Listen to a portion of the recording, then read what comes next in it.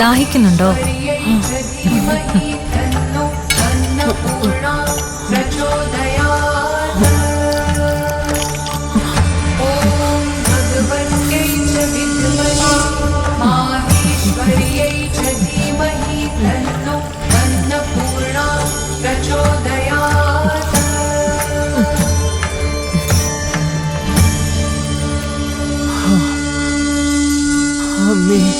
അമ്മേ ദേവി, എന്തൊരാശ്വാസം! അമൃത് കിട്ടിയതുപോലെ. അതിന് അമ്മ അമൃത് കുടിച്ചിട്ടുണ്ടോ?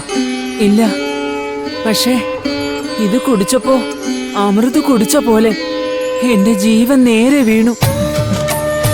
മരിക്കാൻ പോകുന്ന ജീവനെ മരിക്കാതെ നിർത്തുന്നതാണല്ലോ അമൃത്. അമ്മ ഒറ്റയ്ക്കാണോ? കൂടെ ആരുമില്ലേ? ഇല്ല, ഒറ്റയ്ക്കാ. കൂടെ വന്നവരൊക്കെ പോയി. പിന്നെ 4-5 ദിവസം ഭജന ഇരിക്കണമെന്നാ എന്റെ ആഗ്രഹം. അത് നല്ലതാ.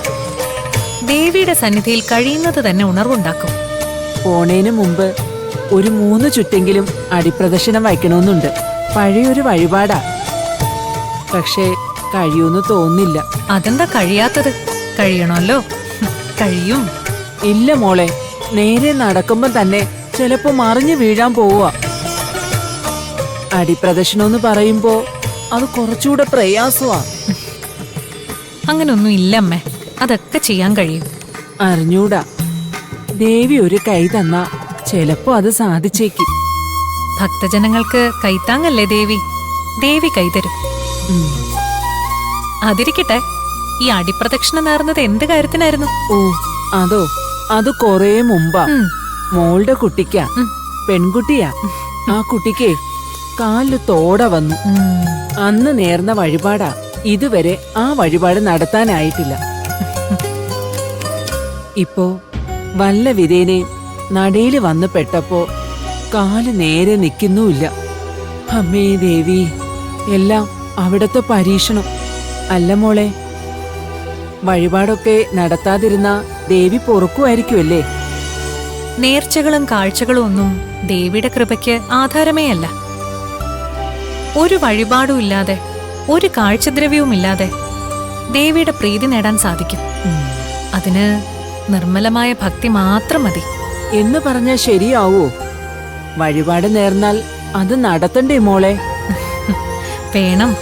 വഴിപാട് നേർന്നാൽ അത് നടത്തണം, ഇല്ലെങ്കിൽ തെറ്റ. നമ്മളൊരു നേർച്ച നേർന്നിട്ട് അവഗണന കൊണ്ടോ താല്പര്യക്കുറവ് കൊണ്ടോ അത് ചെയ്യാതിരുന്നാൽ തീർച്ചയായും ദേവിക്ക് അത് അഹിതമാവും. എന്നാൽ അനാരോഗ്യം കൊണ്ടോ അസുഖം കൊണ്ടോ ആണെങ്കിൽ അത് ദേവി പുറത്തോളും. ആ, എന്റെ കാര്യത്തിൽ അങ്ങനെയാ. അനാരോഗ്യവും അസൗകര്യവും ഒക്കെ ഉണ്ടായിരുന്നു. ഇപ്പോഴും അത് ചെയ്ത് പൂർത്തിയാക്കാൻ സാധിക്കുമെന്ന് തോന്നുന്നില്ല. ഇന്ന് ആരാ അമ്മയോട് പറഞ്ഞത് അമ്മയ്ക്ക് സാധിക്കും?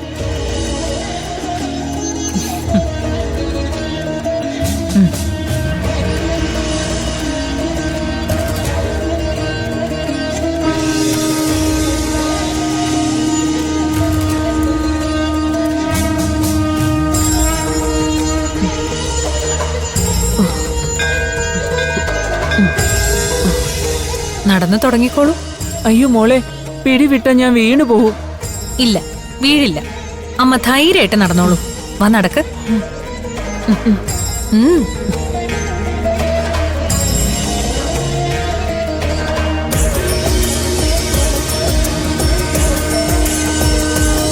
നടന്നോളൂ. ഞാൻ വീണു പോകും.